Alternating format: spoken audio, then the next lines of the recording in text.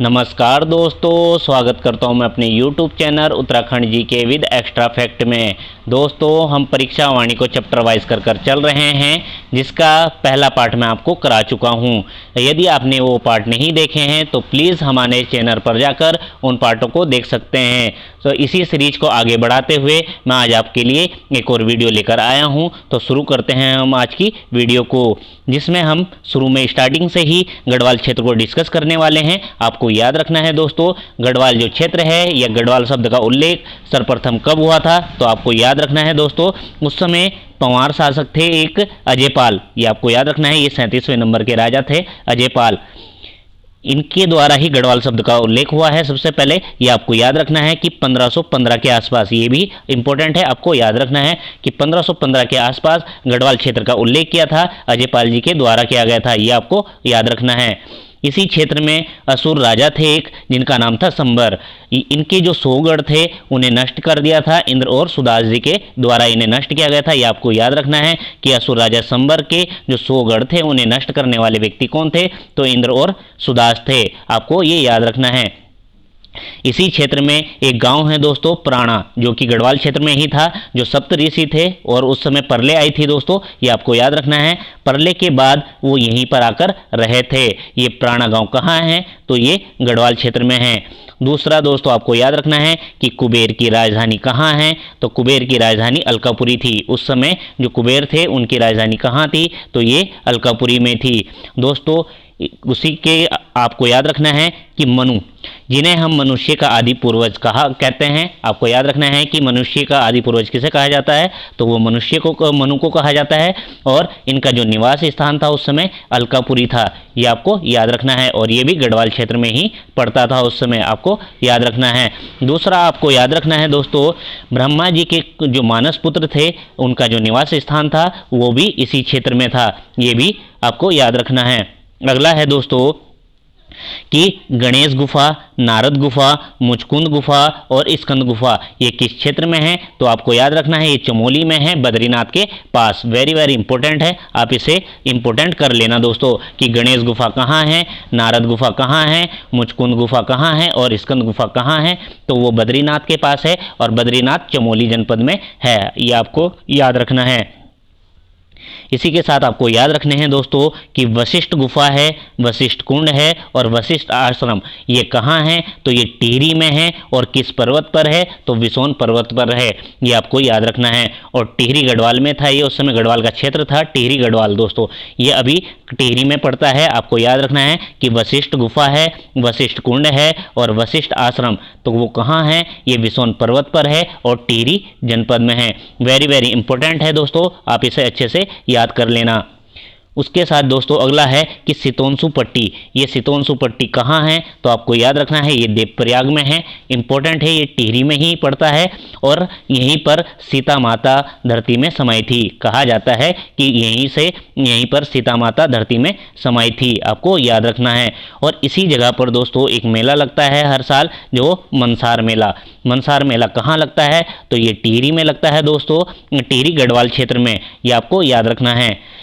सीता माता की स्मृति में लगता है, ये आपको याद रखना है। दूसरा जो भगवान राम थे उन्होंने अंतिम समय में तपस्या कहाँ की थी, तो आपको याद रखना है देवप्रयाग में। देवप्रयाग में ही भगवान राम का एकमात्र मंदिर है, आपको याद रखना है, रघुनाथ मंदिर। ठीक है दोस्तों, आपको याद रखना है कि रघुनाथ मंदिर कहाँ है, तो ये देवप्रयाग में है। इंपॉर्टेंट है आने वाले एग्जाम के लिए।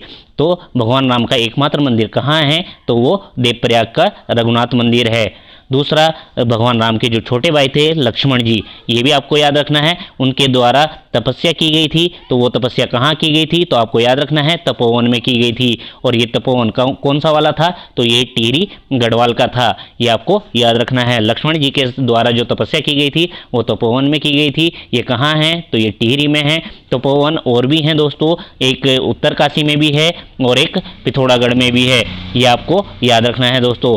लेकिन लक्ष्मण जी के द्वारा जो तपस्या की गई थी वो तपोवन कौन सा था, तो वो टिहरी वाला था, ये आपको याद रखना है।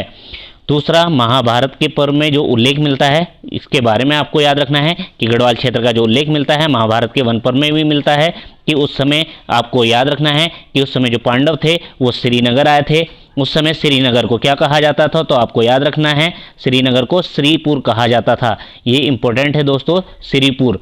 और उस समय जो कुनिंद राजा था वो कौन था, तो वो सुबाहु था। ये भी आपको याद रखना है कि सुबाहु था उसका नाम, और इसी के नाम पर श्रीनगर को सुबाहुपुर भी कहा जाता था। ये भी आप याद रखेंगे दोस्तों, सुबाहुपुर भी कहा जाता था। महाभारत में इसे सुबाहुपुर भी कहा गया है और श्रीपुर भी कहा जाता था श्रीनगर को। ये भी आपको याद रखना है दोस्तों। ये श्रीनगर कहाँ है, तो ये गढ़वाल क्षेत्र में ही पड़ता है।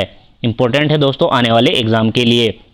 दूसरा जो आपको याद रखना है दोस्तों कि हरिद्वार से केदारनाथ, हरिद्वार से जो केदारनाथ है, केदारनाथ को प्राचीन ग्रंथों में क्या कहा गया है, तो भ्रंगतुंग कहा गया है। ये भी आपको याद रखना है दोस्तों। इसमें बहुत ही इंपॉर्टेंट है कि केदारनाथ को प्राचीन ग्रंथों में क्या कहा गया है, तो भ्रंगतुंग कहा गया है। हरिद्वार से लेकर केदारनाथ जो भ्रंगतुंग तक है के बीच के पड़ने वाले स्थलों का जो वर्णन है वो किस में मिलता है, महाभारत में ही मिलता है। ये भी आपको याद रखना है। हरिद्वार से लेकर केदारनाथ तक की जो पूरा रास्ता है उसके बीच में जितने भी स्थल हैं उसका जो उल्लेख है वो महाभारत में ही मिलता है। ये भी आपको याद रखना है।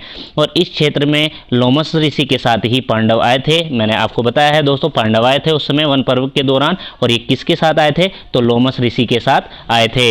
इसी दौरान आपको याद रखना है कि पांडवों के द्वारा लोमस ऋषि से बद्रीनाथ पर चर्चा की गई थी, बद्रीनाथ के बारे में पूछा गया था। ये भी आपको याद रखना है। यहीं पर किरात और पुलिंद जाति का निवास भी मिलता है। कहाँ, गढ़वाल क्षेत्र में। यहीं पर किरात और पुलिंद जातियों का भी उल्लेख मिलता है। ये आपको याद रखना है दोस्तों। मैं आपको पहले ही बता चुका हूँ कि उस समय जो पुलिंद या कुनिंद, ठीक है, पुलिंद को ही कुलिंद कहते हैं, आप इसमें कंफ्यूज मत होना दोस्तों, पुलिंद को ही कुनिंद राजा भी कहा जाता है। तो ये राजा थे सुबाहु, जिनकी राजधानी उस समय श्रीनगर थी, और इस क्षेत्र को श्रीपुर या श्रीपुर या फिर आपको याद रखना है सुबाहुपुर। ठीक है दोस्तों, सुबाहुपुर भी इसे कहा जाता है महाभारत में, आपको याद रखना है। इसी में पांडवों की ओर से युद्ध लड़ा था। किसने, सुबाहु। जो पुलिंद राजा थे इन्होंने पांडवों की ओर से युद्ध लड़ा था महाभारत में। कि ये किसकी ओर से लड़ रहे थे, तो आपको याद रखना है ये पांडवों की ओर से लड़े थे। ये आपको याद रखना है। अगला है दोस्तों राजा विराट। तो राजा विराट की जो राजधानी थी वो विराटगढ़ी थी, जो कि देहरादून की साइड है, आपको याद रखना है। और इनकी एक पुत्री थी जिनका नाम उत्तरा था, और इसका जो विवाह था वो अर्जुन के पुत्र अभिमन्यु के साथ हुआ था। ये आपको याद रखना है। जो राजा विराट थे इनकी राजधानी कहाँ थी, ये विराटगढ़ी में थी, जो कि देहरादून में है दोस्तों। और इनकी पुत्री का नाम उत्तरा था, और जिसका विवाह अर्जुन के पुत्र अभिमन्यु के साथ हुआ था। ये आपको याद रखना है। यहाँ के जो गढ़वाल क्षेत्र के जो प्रसिद्ध सिद्ध विद्यापीठ थे उस समय, जो सिद्ध पीठ हैं दोस्तों आपको याद रखने हैं, वो दो ही थे उस समय। बद्री का आश्रम था यानी बद्रीनाथ, और दूसरा कण्वाश्रम, वो आपको याद रखना है। कण्वाश्रम को आपको याद रखना है, वर्तमान में से चौका घाट के नाम से जाना जाता है। चौका घाट के नाम से इसे जाना जाता है। इंपॉर्टेंट है दोस्तों। और ये किस नदी के तट पर है, तो ये मालनी नदी के तट पर है। ये आपको याद रखना है। और ये किस क्षेत्र में है, पौड़ी में पड़ता है, कोटद्वार के समीप है। ये आपको याद रखना है दोस्तों। अगला है चक्रवर्ती सम्राट। तो दोस्तों आपको याद रखना है जो ये है कण्वाश्रम, और चक्रवर्ती सम्राट जो भरत थे उनका ही जन्म यहीं पर हुआ था। कहाँ पर, कण्वाश्रम में ही इनका जन्म हुआ था, जिनके नाम पर हमारे देश का नाम भारत पड़ा था। आपको याद रखना है। यह मालनी नदी के तट पर बसा है, मैंने आपको बता दिया है। और वर्तमान नाम क्या है दोस्तों, इसका चौका घाट है। ये आपको याद रखना है। और कालिदास जी के द्वारा यहाँ पर अभिज्ञान शकुंतलम की रचना की गई थी। ये आपको याद रखना है। जो कालिदास जी हैं उन्होंने अभिज्ञान शकुंतलम की रचना कब की थी, कहाँ की थी, तो आपको याद रखना है, तो वो कण्वाश्रम में ही की थी। ये आपको याद रखना है। अगला है दोस्तों कुमाऊँ क्षेत्र। ये तो था गढ़वाल का। अब हम बात करते हैं कुमाऊँ क्षेत्र के बारे में। दोस्तों कुमाऊँ जो क्षेत्र है शुरुआत में केवल चंपावत के आसपास का क्षेत्र हुआ करता था, उस समय कुमाऊँ को कहा जाता था। ये आपको याद रखना है। इंपॉर्टेंट है दोस्तों, इंपॉर्टेंट बहुत ज़्यादा। आपको इसके बारे में मैं बता दूं तो सर्वप्रथम जो हुआ था कि विष्णु का जो कच्छा अवतार हुआ था, विष्णु का इसमें कच्छा अवतार हुआ था। एक पर्वत था उस समय, आपको याद रखना है, जो इम्पोर्टेंट है दोस्तों। ठीक है, उसी पर उसका कच्छा अवतार हुआ था कृष्णा विष्णु का। और उसके बाद मानस खंड में इसे क्या बोला गया है, तो आपको याद रखना है कुमाऊँ क्षेत्र को कि मानस खंड में इसे कूर्मांचल कहा गया है, ये संस्कृत भाषा का है। ठीक है, ये कच्छा अवतार या कच्छा आपको याद रखना है कि उनका जब कछुआ अवतार हुआ था उस समय उसी पर हुआ था, उसी के नाम से ये इसका नाम कूर्मांचल पड़ा था, ये आपको याद रखना है। ये संस्कृत भाषा का है, ये भी इम्पोर्टेंट है। प्राकृत भाषा में कुमाऊं को कुमू कहा गया है, ये आपको याद रखना है कि प्राकृत भाषा में इसे क्या बोला गया है, तो इसे कुमू बोला गया है। और हिंदी में इसे बाद में कुमाऊं कहा जाने लगा था, ये आपको याद रखना है। इंपॉर्टेंट है दोस्तों आने वाले एग्जाम के लिए। कुमाऊं का जो सर्वाधिक उल्लेख मिलता है कि वो मैंने पिछली वीडियो में भी आपको बताया था, सर्वप्रथम किस में मिलता है सर्वाधिक उल्लेख, तो मानस खंड में मिलता है। और मानस खंड किस में, वो भी स्कंद पुराण के मानस खंड में ही सबसे ज़्यादा उल्लेख मिलता है। कुमाऊं को ही मानस खंड कहा गया है, ये आपको याद रखना है दोस्तों। दूसरा, यक्षों के निवास की पुष्टि जो एक मंदिर है जाखन देवी, जो कि अल्मोड़ा जनपद में है, ये आपको याद रखना है। जाखन देवी मंदिर से ही यक्षों के होने की पुष्टि होती है, ये इंपॉर्टेंट है दोस्तों, आपको याद रखना है।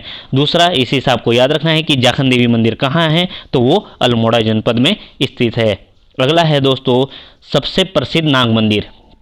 इस समय जो आपको याद रखना है, इस समय के जो नाग मंदिर हुआ करते थे उसमें जो सबसे प्रसिद्ध मंदिर थे वो बिनाग या फिर बेनी नाग मंदिर था, जो कि पिथौरागढ़ जनपद में स्थित है। दोस्तों इस टाइप के क्वेश्चन आयोग द्वारा बहुत पूछे जाते हैं, तो आपको याद रखना है बिनाग या बेनी नाग मंदिर कहाँ है, तो वो पिथौरागढ़ जनपद में है। इंपॉर्टेंट है दोस्तों आने वाले एग्जाम के लिए। दूसरा, इससे संबंधित कुछ लेख प्राप्त हुए हैं जो आपको याद रखना है। अशोक का जो कालसी अभिलेख मिला है, इंपॉर्टेंट है, कालसी देहरादून में है, ये टोंस और यमुना नदी के संगम पर है, ये भी आपको याद रखना है, टोंस और यमुना नदी। ठीक है दोस्तों, जो अशोक का शिलालेख है वो कहाँ से प्राप्त हुआ है, वो कालसी से प्राप्त हुआ है। और ये कब का है, तो आपको याद रखना है 257 BC पूर्व का है, आपको याद रखना है। बहुत ही इंपॉर्टेंट क्वेश्चन है दोस्तों। अशोक का शिलालेख कहाँ से प्राप्त हुआ है, तो वो कालसी से प्राप्त हुआ है। और ये कब का था, तो 257 BC का था। इसकी जो भाषा है, जो अभिलेख है दोस्तों, वो भाषा क्या है, तो आपको याद रखना है पाली है। और किसी बुक में इसकी भाषा प्राकृत भी दी है, ये भी आपको याद रखना है दोस्तों। आपको ये भी याद रखना है कि इसकी भाषा कहीं कहीं पर प्राकृत दी है, और जो इसकी भाषा थी वास्तव में इसकी पाली थी, ये आपको याद रखना है।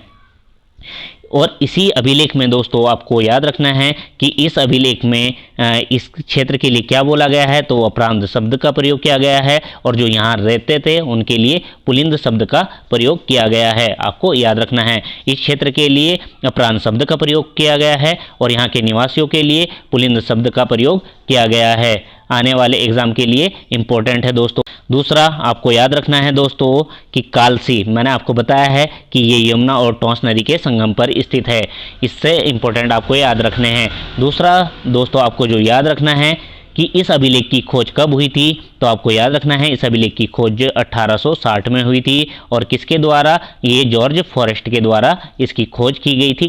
कालसी अभिलेख की 1860 में हुई थी इसकी खोज, और जॉर्ज फॉरेस्ट द्वारा इसकी खोज की गई थी। ये अशोक का अभिलेख है, ये आपको याद रखना है। दूसरा दोस्तों, ये मौर्य वंश की जानकारी देता है, ये भी आप याद रखेंगे क्योंकि अशोक मौर्य वंश के थे, तो आपको याद रखना है ये मौर्य वंश की जानकारी देता है। इंपॉर्टेंट है दोस्तों आने वाले एग्जाम के लिए। अगला अभिलेख है राजकुमारी ईश्वरा का अभिलेख। तो दोस्तों, राजकुमारी ईश्वरा का जो शिलालेख प्राप्त हुआ है वो लाखा मंडल से प्राप्त हुआ है, ये आपको याद रखना है, लाखा मंडल से प्राप्त हुआ है। और इसकी खोज जो की थी वो आपको याद रखना है, वो ब्यूलर द्वारा की गई थी, ब्यूलर द्वारा इसकी खोज की गई थी। और ये खोज कब की गई थी, तो आपको याद रखना है 1892 में इसकी खोज ब्यूलर के द्वारा की गई थी। ये राजकुमारी ईश्वरा का अभिलेख है, ये आपको याद रखना है। और यहाँ से किसकी पुष्टि होती है, तो यादवों की पुष्टि होती है। जो राजकुमारी ईश्वरा है ये यादव वंश की ही थी, ये आपको ये भी याद रखना है। और इनकी पुष्टि होती है यादव वंश की, इस अभिलेख से पुष्टि होती है। लाखा मंडल कहाँ है, तो देहरादून में है, ये आपको याद रखना है दोस्तों। अगला है दोस्तों, मंदिरों की जो दीवारों पर उत्कीर्ण लेख मिले हैं वो आपको याद रखने हैं कि मंदिरों किस किस मंदिरों की दीवारों पर उत्कीर्ण लेख मिले हैं, तो वो गोपेश्वर मंदिर है, काली मठ मंदिर है, केदारनाथ है, और नाला से प्राप्त कुछ अभिलेख हैं। जो उत्कीर्ण अभिलेख मिले हैं वो भी आपको याद रखने हैं दोस्तों। गोपेश्वर चमोली में है, काली मठ रुद्रप्रयाग में है, और केदारनाथ रुद्रप्रयाग में है, ये भी आपको याद रखना है दोस्तों। अगला है गुफाओं के अंदर से जो प्राप्त हुए हैं लेख, वो कौन कौन से हैं, तो आपको याद रखना है वामन गुहा जो कि देवप्रयाग में पड़ता है, दूसरा कल्पनाथ जो कि चमोली में है, ये भी आपको याद रखने हैं। यहाँ से गुफाओं के अंदर जो लेख प्राप्त हुए हैं दोस्तों, इम्पोर्टेंट है आने वाले एग्ज़ाम के लिए। अब है दोस्तों ईंटों पर उत्कीर्ण लेख, तो आपको याद रखना है जो ईंटों पर उत्कीर्ण लेख मिले हैं वो कहाँ से मिले हैं, ये नैनीताल से मिले हैं, ये आपको याद रखना है नैनीताल से मिले हैं, बाड़वाला से मिले हैं, और ये बाड़वाला कहाँ था, तो ये देहरादून जनपद में था, ये आपको याद रखना है। नैनीताल आपको याद रखना है कि ईंटों पर उत्कीर्ण लेख कहाँ कहाँ से प्राप्त हुए हैं, तो वो नैनीताल से मिले हैं, और बाड़वाला जो कि देहरादून जनपद में था, ये आपको याद रखना है। मूर्ति पिटिका लेख भी प्राप्त हुए हैं, जो कहाँ से प्राप्त हुए हैं, वो देवलगढ़ से प्राप्त हुए हैं, और दूसरा कोलसारी से प्राप्त हुए हैं। दोस्तों इंपॉर्टेंट है आने वाले एग्जाम के लिए, आपको ये अच्छे से याद करने हैं। अगला है दोस्तों त्रिशूल लेख, त्रिशूल लेख भी प्राप्त हुए हैं जो आपको याद रखने हैं, और ये गोपेश्वर और बाड़ाहाट से प्राप्त हुए हैं जो आपको याद रखने हैं। इम्पोर्टेंट है क्वेश्चन, ये कनिष्क वाले में क्वेश्चन पूछा गया था कि बाड़ाहाट जो अभिलेख था दोस्तों, इसकी लिपि क्या थी, तो आपको याद रखना है इसकी लिपि शंख लिपि थी। ये इंपॉर्टेंट है दोस्तों, इसकी लिपि क्या थी, तो शंख लिपि थी। और बाड़ाहाट किसका प्राचीन नाम है, तो आपको याद रखना है उत्तरकाशी का, ये भी इंपॉर्टेंट है। और जो भी ये बाड़ाहाट अभिलेख मिला है ये उत्तरकाशी से ही प्राप्त हुआ है। दूसरा दोस्तों गोपेश्वर के बारे में आपको याद रखना है, इसकी जो लिपि थी वो ब्राह्मी लिपि थी। गोपेश्वर त्रिशूल लेख की जो लिपि थी वो ब्राह्मी लिपि थी, ये आपको याद रखना है। और ये गोपेश्वर कहाँ है, तो ये चमोली जनपद में है, ये भी आपको याद रखना है। जो गोपेश्वर त्रिशूल लेख है आपको याद रखना है कि रुद्र शिव जो त्रिशूल लेख है ये किस किस का है, तो आपको याद रखना है गोपेश्वर से जो त्रिशूल लेख मिला है तो ये कहाँ से मिला है, रुद्र शिव मंदिर से प्राप्त हुआ है। तो आपको याद रखना है उसमें नागपति नाग जो है दोस्तों एक नागवंश के शासक थे, उनका उल्लेख मिलता है। और 6वीं और 7वीं सदी के टाइम पे अशोक चल 12वीं सदी के टाइम पे लेख मिला है, इसके बारे में उल्लेख मिलता है, इनका उल्लेख मिलता है। जो गोपेश्वर त्रिशूल लेख है कि अशोक चल ने जब 1191 में, आपको याद रखना है कि 1191 में इसने गढ़वाल पर आक्रमण किया था, उत्तराखंड पर आक्रमण किया था, तो इसके आक्रमण का उल्लेख भी इस गोपेश्वर त्रिशूल लेख से ही मिलता है, ये आपको याद रखना है दोस्तों। दूसरा नागपति का उल्लेख भी इनसे ही मिलता है, या नागवंश का उल्लेख भी गोपेश्वर त्रिशूल लेख से ही मिलता है, ये आपको याद रखना है। दोस्तों कुछ कुषाणकालीन मुद्राएं मिली हैं जो आपको याद रखनी है, वो कहाँ कहाँ से मिली है, तो आपको याद रखना है ये मुनि की रेती से प्राप्त हुई हैं और सुमाड़ी से प्राप्त हुई हैं। मुनि की रेती किसका प्राचीन नाम है, तो आपको याद रखना है ये ऋषिकेश का है। मुनि की रेती किसका प्राचीन नाम है, तो ऋषिकेश का प्राचीन नाम है मुनि की रेती, ये आपको याद रखना है। कार्तिकेयपुर राजाओं के जो ताम्रपत्र पत्र मिले हैं तो वो कौन कौन से मिले हैं दोस्तों, ये भी आपको याद रखना है। पहला है पांडुकेश्वर अभिलेख, दूसरा है कंडारागढ़ का अभिलेख, दूसरा चंपावत का और बैजनाथ अभिलेख। ये अभिलेख मिले हैं जो कार्तिकेय या फिर कत्यूरी वंश के राजा थे। तो आपको याद रखना है कि पांडुकेश्वर अभिलेख जो कि ललित सूर्यदेव का था, ये भी आपको याद रखना है, ललित सूर्यदेव का था ये जो अभिलेख था। कत्यूरी वंश के सबसे प्रतापी शासक भी ललित सूर्यदेव थे, ये आपको याद रखना है। और इस अभिलेख की खोज दोस्तों 1877 में हुई थी, और इसकी खोज किसके द्वारा की गई थी, तो किलहॉर्न के द्वारा इसकी खोज की गई थी, ये आपको याद रखना है दोस्तों। कि जो पांडुकेश्वर अभिलेख है इसकी खोज 1877 में हुई थी और किलहॉर्न के द्वारा की गई थी। और दूसरा है कंडारागढ़ का अभिलेख दोस्तों, ये भी ललित सूर्यदेव का था, ये भी आपको याद रखना है, ललित सूर्यदेव का इंपॉर्टेंट है दोस्तों ये अभिलेख। दूसरा जो बैजनाथ अभिलेख है दोस्तों, ये वाला भी आपको याद रखना है, ये कत्यूरी शासक भूदेव का था, ये भूदेव का शासक था। टोटल जो कत्यूरी वंश के अभिलेख मिले हैं वो 9 मिले हैं, ये भी आपको याद रखना है दोस्तों। और बैजनाथ या इसे ही बैजनाथ को ही बागेश्वर अभिलेख के नाम से भी जाना जाता है, बागेश्वर ये किसका है, तो ये कत्यूरी शासक भूदेव का है, ये भी आपको याद रखना है। दूसरा है अगला, प्राचीन लेखों में जो उल्लेखित पदाधिकारी थे उन्हें क्या क्या बोलते थे, तो आपको याद रखना है दोस्तों कि महत्तम जो बोला जाता था वो किसे बोला जाता था, वो ग्राम शासक को कहा जाता था। जो ग्राम के अधिकारी होते थे उन्हें ही महत्तम कहते थे। जो सर्वोच्च सबसे कम जो सबसे नीचे की इकाई होती थी ग्राम, दोस्तों ग्राम को क्या बोला जाता था, तो ग्राम को महत्तम बोला जाता था, ये आपको याद रखना है, जो उसका अधिकारी होता था। इंपॉर्टेंट है दोस्तों आने वाले एग्जाम के लिए। भृत्य ये सेवक हुआ करते थे, ये सेवक हुआ करते थे भृत्य, जो आपको याद रखने हैं दोस्तों। प्रतिहार किसे बोला जाता था, मतलब कत्यूरों के टाइम पे है दोस्तों, ये आपको याद रखने हैं। कत्यूरों के टाइम पे जो ग्राम का अध्यक्ष होता था या शासक होता था वो महत्तम होता था और सेवक को भृत्य कहा जाता था, और आपको याद रखना है। प्रतिहार जो हुआ करते थे, प्रतिहार किसे कहते थे, तो ये द्वार रक्षक हुआ करते थे, ये आपको याद रखना है। कत्यूरों के समय जो प्रतिहार बोला जाता था वो क्या होते थे, तो ये द्वार रक्षक हुआ करते थे, ये भी आपको याद रखना है। दूसरा है, अगला है दोस्तों गोप्त। गोप्त किसे कहा जाता था, तो ये रक्षक हुआ करते थे, जो रक्षा किया करते थे, ये इन्हें गुप्त बोला जाता था। अगला है दोस्तों कोटपाल। कोटपाल क्या होते थे, तो ये गढ़ रक्षक हुआ करते थे।